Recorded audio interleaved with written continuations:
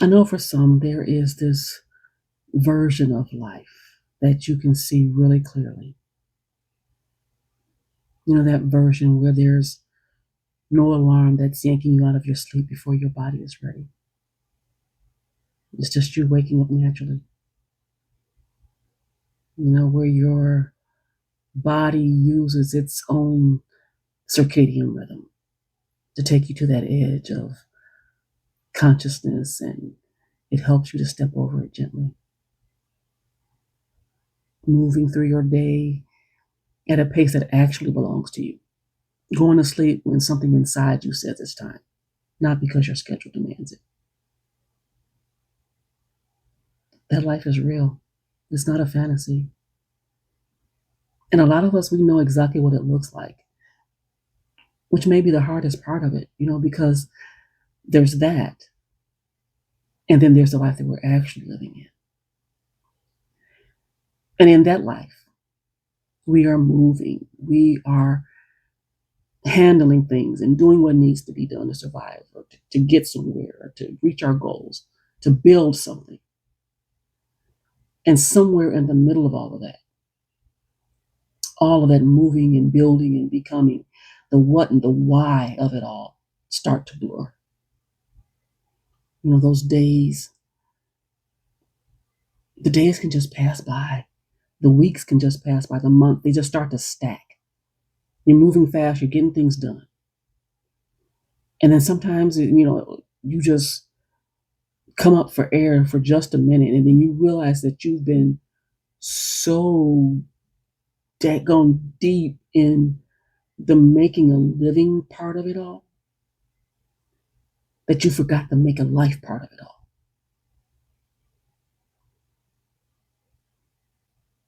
And the thing with that is that time is going to do what it does.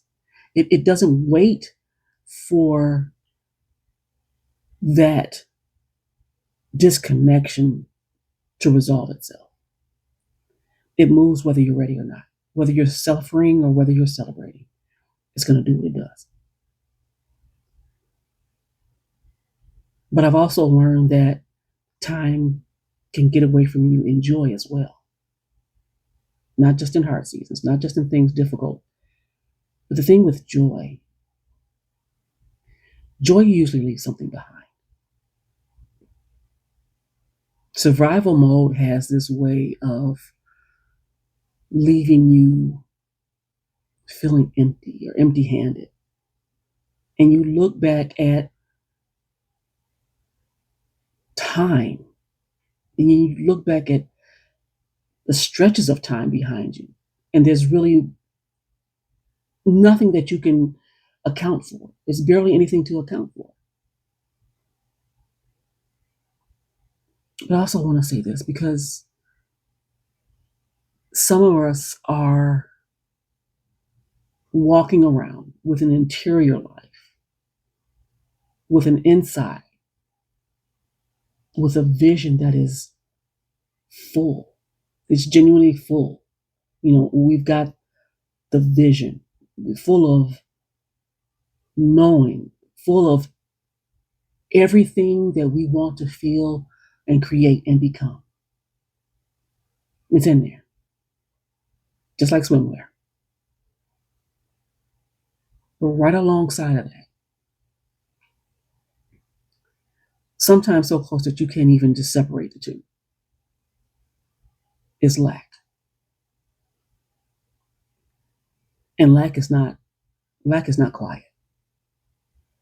Lack is that thing that it has its hands around your throat. Even when your heart is overflowing,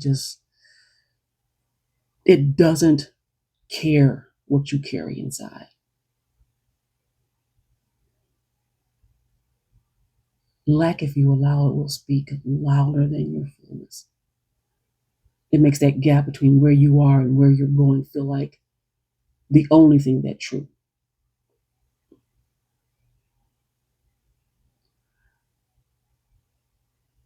And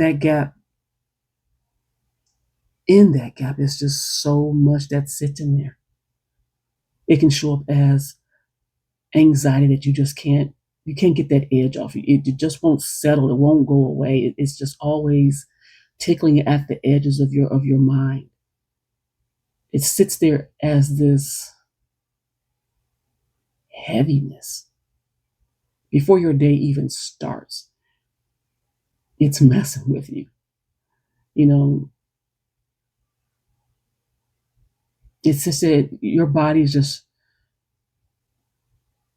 trying to tell you something that your schedule won't let you hear.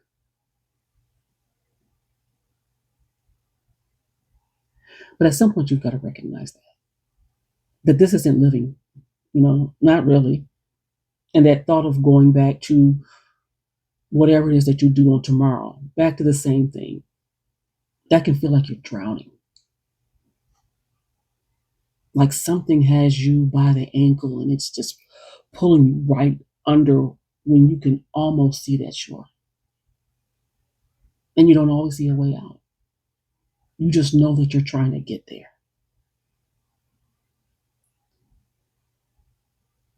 And the life out there, that urgent, demanding, bill paying life, it doesn't always move at the same speed as the life you're trying to wake up inside of you.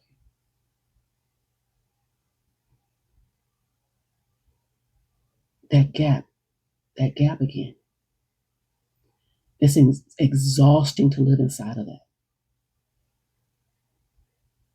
And that particular gap is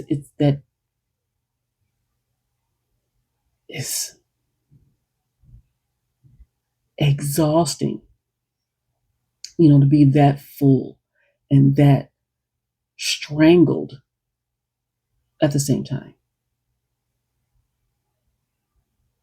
And underneath all of that, there is that knowing we have inside of ourselves. You know that this is not what you're meant to be doing. Not like this. Not just this. The running is real. The bills are real. The survival is real. But that hamster wheel was never the destination.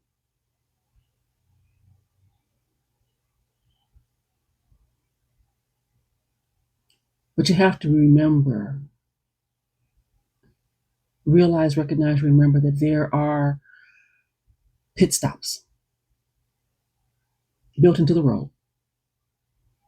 They are designated places to step off and catch your breath and let what's already yours catch up to you, to let it register with you.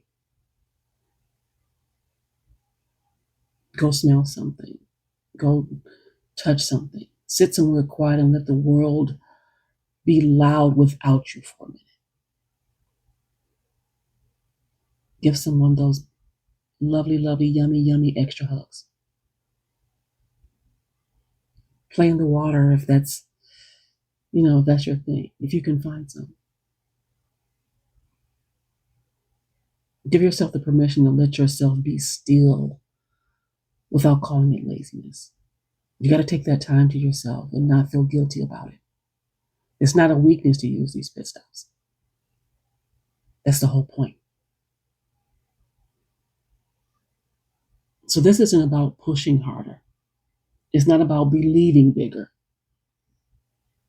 It's just about not losing the thread, the reasons you started, the life that you can clearly see, the version of you that knows exactly what mornings are supposed to feel like. Being where you are doesn't mean forgetting where you're going, but it does mean actually being here.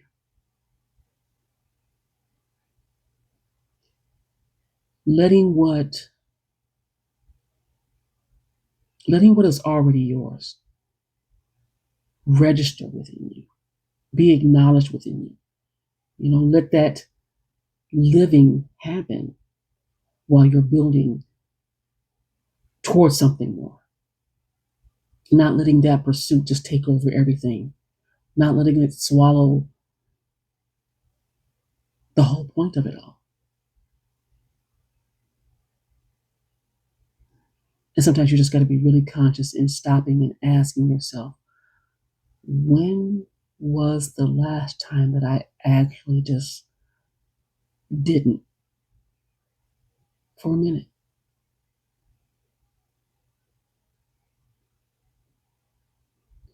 Don't be so busy making a living that you forget to make a life.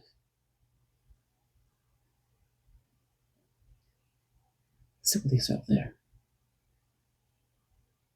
and continue traveling.